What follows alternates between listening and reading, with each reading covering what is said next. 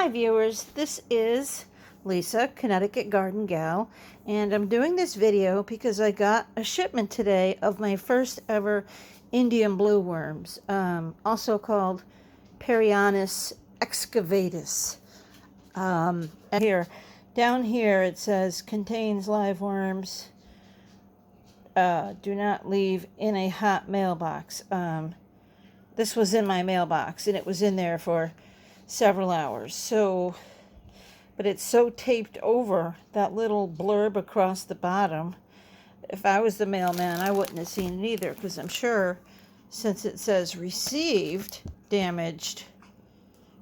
damaged condition in my zip code, I'm sure they got it this way for whatever zip code sent it on to them. So I'm going to pause the video. I don't have a tripod. I don't have anything fancy. I have a cell phone in my hands. So I'm going to pause it while I open the box. Okay, so I've opened the box, and fortunately they're packaged in a way I don't think any got out. I ordered 2 starter kits, and I'll go ahead and put the link somehow in this video when I can figure that out. So there's one, there's the other. Looks like something's growing out of the bedding in this one. And you can see the worms. You can see they're quite alive down there at the bottom. So I'm just going to take them out of the bag. I did order a brand new urban worm bag. It was supposed to be here yesterday. It hasn't arrived yet. These are going to go in it. So instead I temporarily made just a Rubbermaid tub with half corrugated cardboard soaked in rainwater and half coconut coir. Then I'm going to put some food in, and it's just the right wetness. I can't squeeze out moisture, but it stays together. I'm going to add some food and some powdered oyster shells, and hopefully my bed will be here Monday.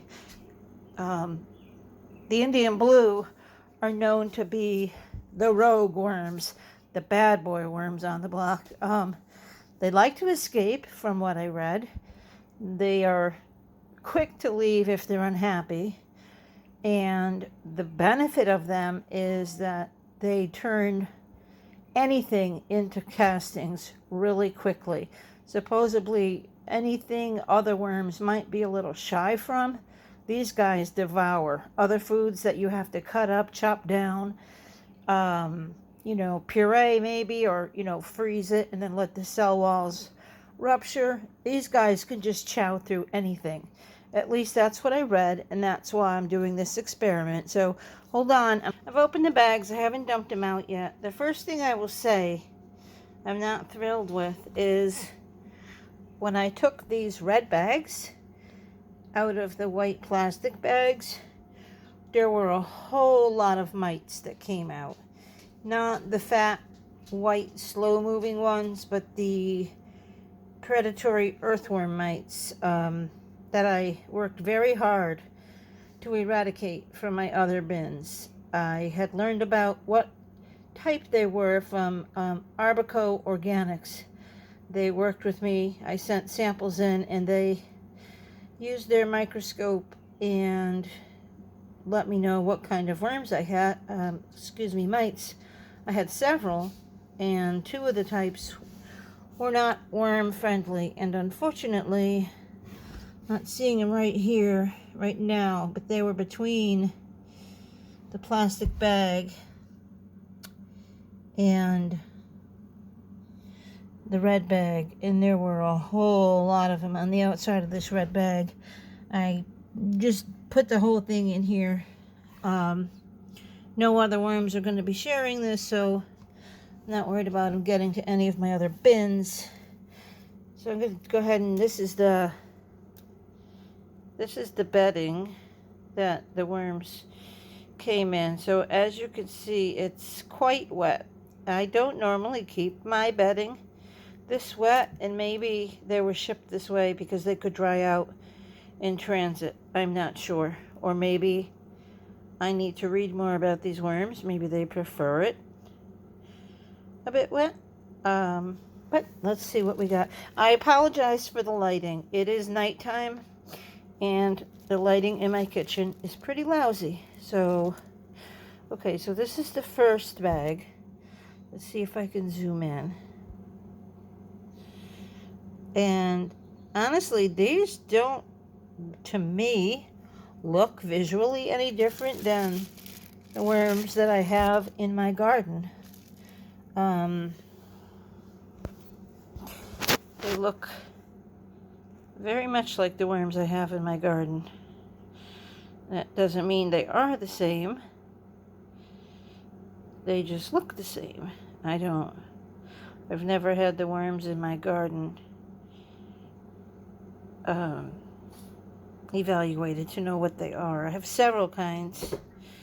So let's see. That's what they look like. And this is the bedding. There. Oh, I don't know if you just saw, but in that crack there was some mites running around. So yeah, there's definitely mites in here. I will absolutely sort these worms one by one and rinse them in water before I transfer them to my urban worm bin, because I don't want the predatory mites. When I say predatory, I don't mean they feed on other mites. I mean they're a pest in the bin. All they do is compete for food, and they don't offer any benefits. Okay, so that's the first bag of the starter kit.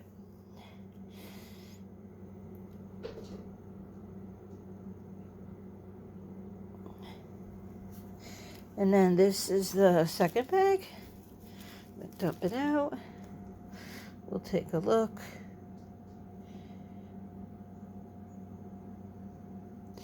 So as you can see, they're in an awful big hurry to get out of the light, which is good. At least I'm going to leave them under the light for tonight so they don't escape.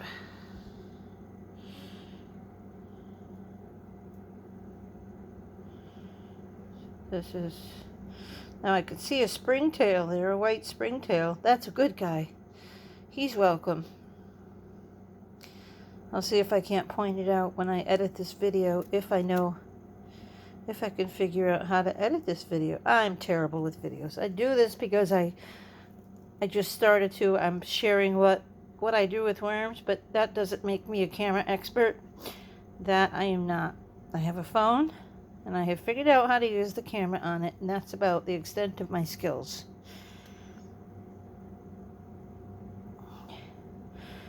So it would seem that, oh, there's some more mites. To the top left, right in here, there was a whole bunch right there.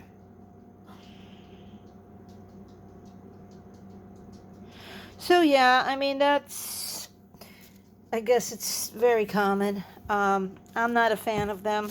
I would never ship worms with mites, but it happens. They're common. It's not the end of the world. I will deal with them. So I'm just going to get these guys, let them scoot down, do their thing, mix this bedding in with the material I put in. Again, it's just some corrugated cardboard soaked in rainwater for 24 hours. And then there is some coconut coir also that was soaked in rainwater to dampen it. And I will be doing follow-ups to let you know how these guys do. And I'm going to compare. I'm going to do another video. I'm going to take a couple of these and put them down next to some of the purple, I call them purple worms. There's some worms that I find in the compost pile of in my compost pile outside that have this exact same appearance and that blue hue, and they're almost purple. I call them purple worms. I'm going to compare one of these side by side to those because maybe I do have a few. And I just didn't know it. They're kind of interesting looking. I mean, I like them. So, okay, that's all. I'm going to feed them. And I'll do updates to let you know if these guys eat as voraciously as they say, what problems I find, what benefits I encounter, and how they compare to the Euros and the red wigglers as far as temperament, you know, wanting to escape, moisture tolerance, food preference, food fussiness, and just overall how they do. They were supposed to be in that urban worm bag, but that'll just be a little delayed, and that'll give me time to transfer or to separate the worms out, make sure there's no mites that go in. There's a little pot worm in there too, but it's just one, so that's no big deal. All right, folks, I'll be doing a follow-up. Thanks for viewing. Please subscribe. Hit like if you like it. Again, sorry for the camera quality and sorry for the lighting. I'm not a cameraman. I'm just a worm enthusiast, so I'm doing the best I can. Until next time.